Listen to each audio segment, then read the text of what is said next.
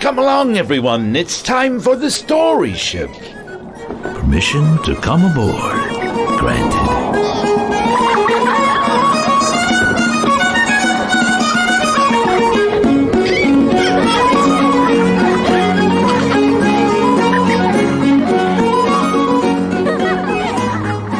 I'm so glad you could join me today. It's Captain Sean here. Today's story is based on Rumpelstiltskin. But in this twisted telling, the worst of enemies becomes, shall we say, very closely joined together. Do you know the original story of Rumpelstiltskin? If you do, see if you can tell how these kids changed it.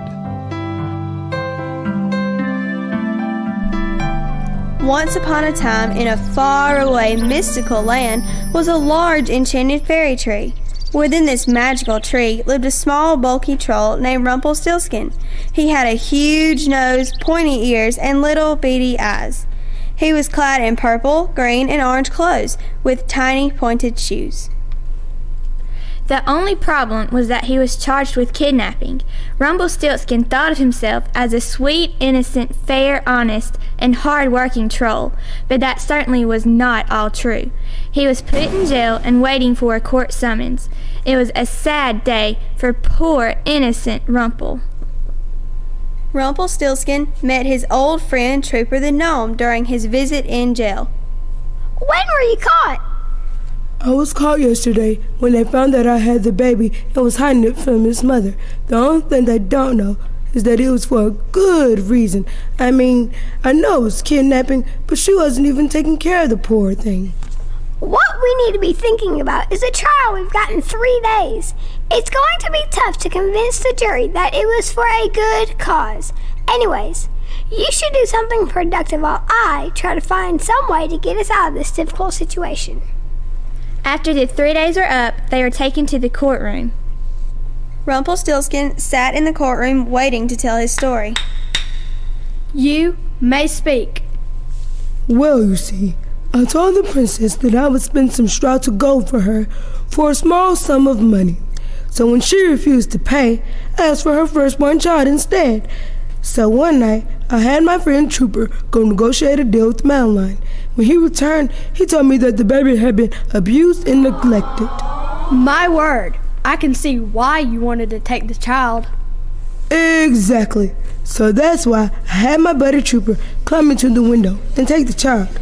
He didn't really steal the child. He rescued him from abuse.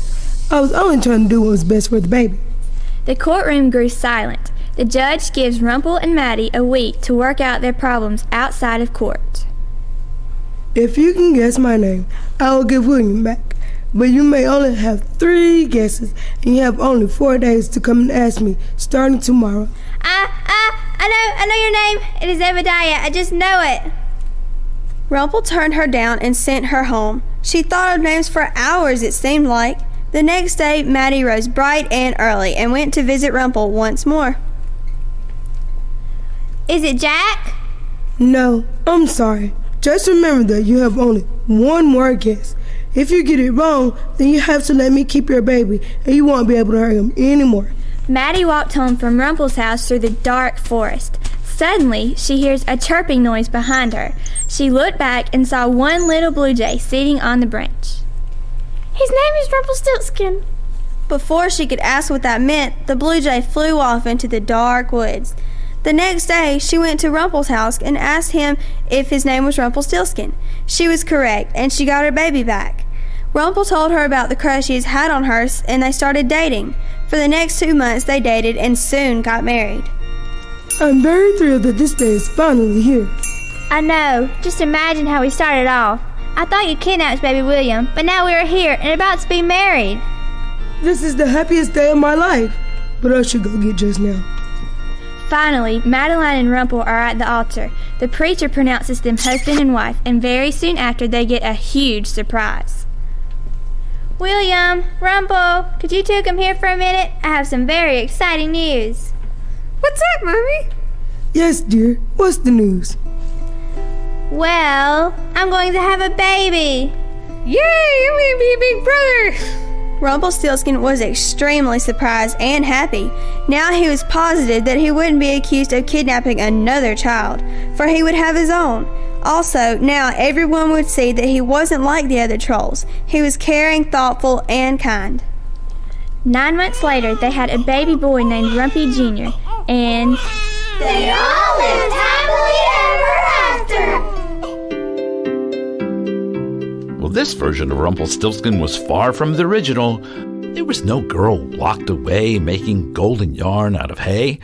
No, this wasn't like the famous story I know. Oh, speaking of famous, we have someone really famous coming on the show next voyage.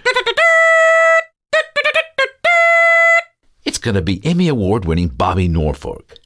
Bobby has 8 Parents' Gold Choice Awards for his audio CDs. He's also won 3 Emmys. He's going to be telling us some of his favorite fractured fairy tales. So please join us. Oh, I almost forgot. I have a new book coming out.